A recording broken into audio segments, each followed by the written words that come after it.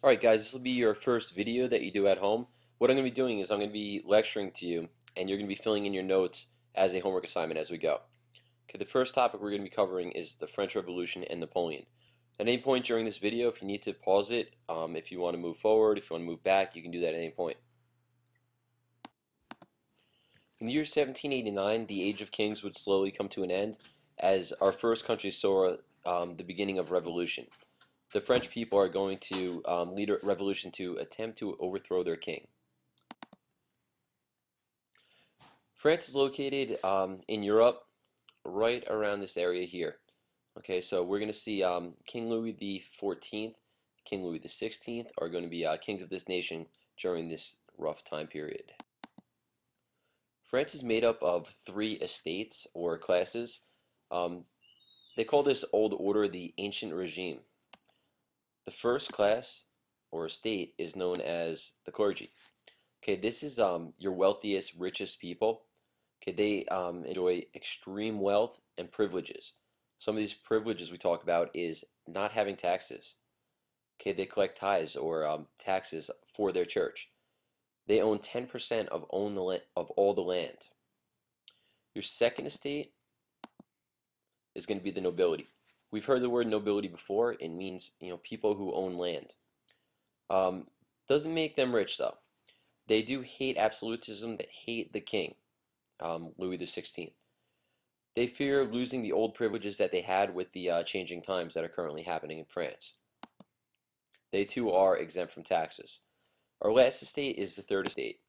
This is going to be everyone else in France. The bourgeoisie, the peasants, your working class people all fall within this group. 90% of the French population is made up of the third estate. So now you need to think of fairness. The third estate is taxed. They are 90% of the people. The second estate and the first estate are not taxed at all. This is one of the major problems, which is going to lead to fighting amongst the people and having the people wanting to revolt against the king. This third estate resents the first and second estate. They hate them. They're jealous of them because of all the privileges they get. It's not fair to them that they have to pay all the taxes. It's not fair that they do the hardest work. Sometimes pictures make things a little bit easier to understand. Here's your first estate, the clergy. They're mostly anyone involved in the church. Your second estate is nobility. This is a picture of a landowner, someone who is in charge. Your third estate is everyone else. Okay, this is a picture of just a basic working man or a peasant, a farmer. This is a political cartoon. Okay, what's shown here is on the top back here, you have the king. Okay, he's not restrained by anyone. He's the person up above with all the power. Next, you have the clergy. Okay, all right, well, let's start with the bottom here. On the bottom, you have the third estate. If you look at his knees, they're bleeding, they're held in chains. They're being represented as a horse or a farm animal that has to do all the work of society. Okay, so this bottom person here represents the third estate. The other people are all getting a free ride. They don't have to pay taxes. They don't have this hard work and this hard burdens of society. Okay, on top of them, you have the landowners or the nobles, the second estate. On top of them, you have the first estate, which is the clergy, the people involved in the churches. And back here again is the king. All right, economic trouble. This is financial trouble, problems that France is going to be experiencing under King Louis the 16th. First one we want to go over. Deficit spending. That is a government who is spending way more money than they're actually making. Okay, and this is going to lead to the failure of a country. Louis the 16th is deeply in debt because he spends thousands and thousands of dollars on wars. Okay, his courtrooms are filled with gold. They are some of the most expensive buildings that are in the world. This is leading to a huge gap between the rich and the poor. On top of all this, there's really bad harvests, okay, in the late 1780s, which is going to cause people to starve. And when people are stressed out enough and they see how the government's wasting all of this money, all of their tax money, it's going to lead to violence and possibly even revolution. Hey, here we have a picture of one of the wars. This may look familiar because this is the American Revolution. Now, King Louis XVI is going to spend tons of money to send soldiers over to America to fight the British. Okay, they are helping the Americans win their revolution against the British. Okay, and this is something that the French could not afford to do, but they do it anyway. Things get so bad in France that the third estate is going to have a meeting where they're going to take over the government. They decide to write their own constitution. They decide that they're no longer going to listen to King Louis XVI. Okay, and they go on in a meeting called the Estates General.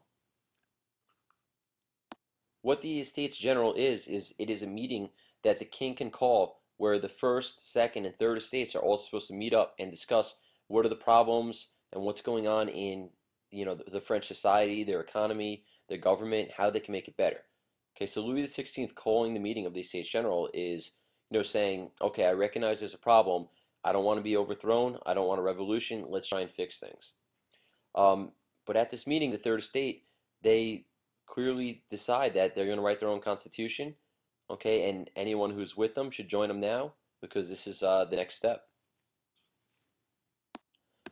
Louis XVI failed to recognize that the Third Estate wanted to form their own government, so things got a bit more extreme.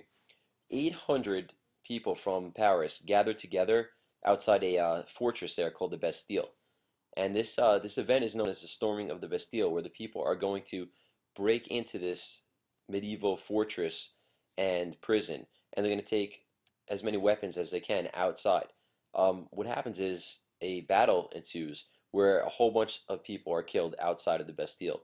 And sure enough, the people did get inside and did get access to weapons that were there. And this was known throughout all of Europe as, the first major, event of the French Revolution. And here you have a picture of what this storming of the Bastille would have been like. Along with the crisis of the king battling the Third Estate for power, there was also the worst famine, which caused starvation amongst all the peasants in the history of France. People had no bread; they had no money to buy bread. Such desperate times here is going to lead to what we call the Great Fear. Okay, rumors are going to run wild about all sorts of things, about the king giving certain privileges to certain people, about that there's revolutions going on in certain parts of France. Okay, and a radical group called the Paris Commune is going to go in and replace the royalist government of Paris, which means it's going to replace Louis XVI. Okay, various factions or small groups are going to compete for power, and all throughout the countryside, peasants are attacking the homes of the landowners or the nobles.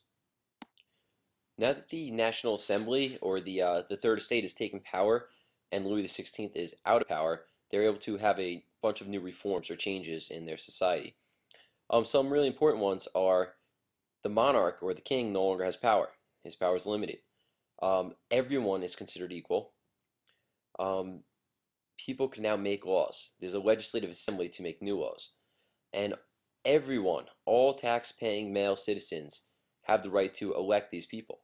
And keep in mind that we said all tax-paying. Every estate is going to be taxed now. As far as social and economic, taxes, again, are now there for everyone.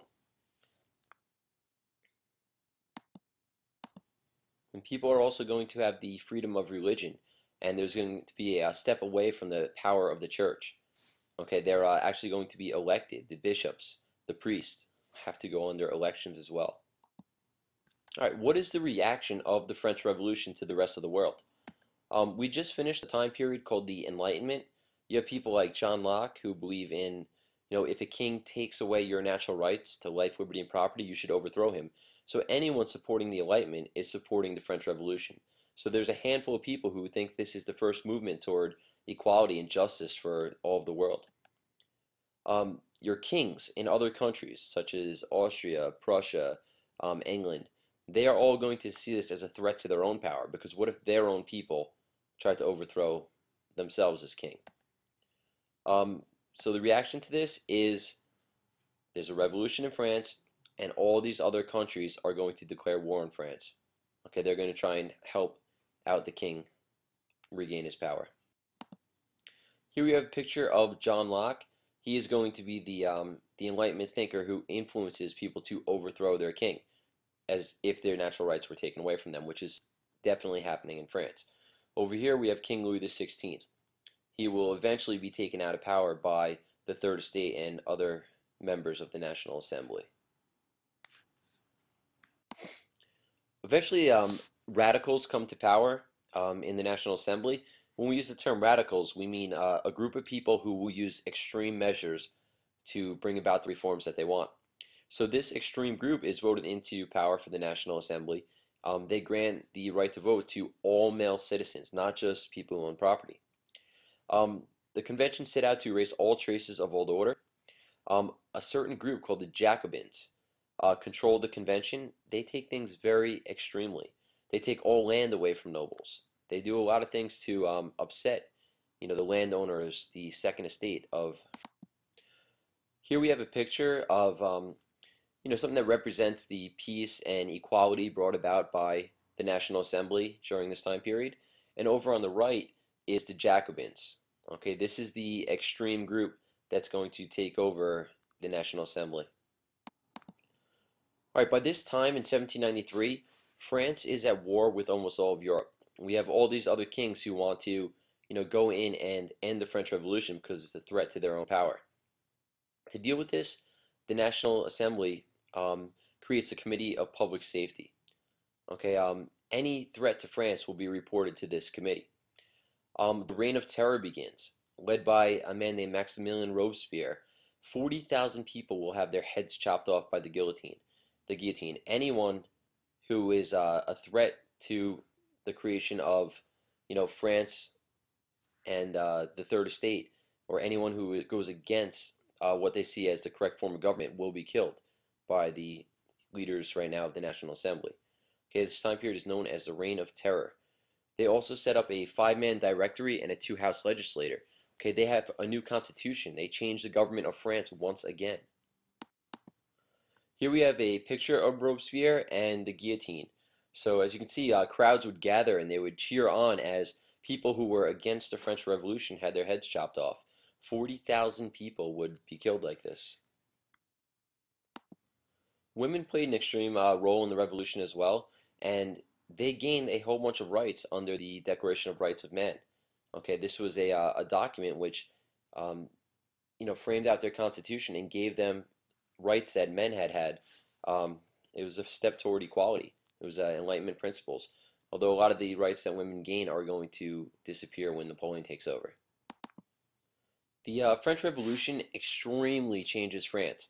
The whole social order is broken up. The idea of a king and a monarchy disappears in France. The church is now controlled by the state. Okay, the church and the king had used to be the most powerful groups in France, and now it was controlled by the people in this new National Assembly. You have new symbols such as the tricolor, which is going to be the new French flag. The idea of titles and nobility and people owning land and you owing services to people all disappears. Clothing changes as well. People go with much more simple clothing fashions. And most importantly, the idea of nationalism, pride in your country. Okay, the people have pride in overthrowing the king and setting up their own country. Here's a picture of the flag. Okay, this is the tricolor of France, and this will become the national flag of France.